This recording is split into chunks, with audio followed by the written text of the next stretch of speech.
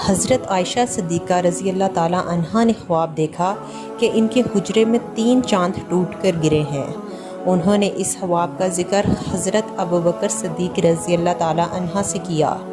اس وقت تو حضرت ابوبکر صدیق رضی اللہ تعالیٰ عنہ نے خواب کی کوئی تعبیر نہ بتائی، لیکن جب حضور نبی کریم صلی اللہ علیہ وآلہ وسلم اس دنیا سے رخصت ہوئے اور حضرت عائشہ صدیقہ رضی اللہ تعالیٰ عنہ کے حجرے میں دفن ہوئے، تب حضرت ابوبکر صدیق رضی اللہ تعالیٰ عنہ نے فرمایا، ان 3 چاندوں میں سے ایک یہ ہے اور یہ ان میں سب سے بہتر ہے۔ نبی کریم صلی اللہ علیہ وآلہ وسلم کے بعد آپ صلی اللہ علیہ وآلہ وسلم کے پہلو با پہلو حضرت ابوبکر صدیق رضی اللہ تعالیٰ عنہ اور ان کے بعد حضرت عمر فاروق رضی اللہ تعالیٰ عنہ بھی وہاں مدفون ہوئے۔ گویا خواب کی تعبیر مکمل ہو گئی۔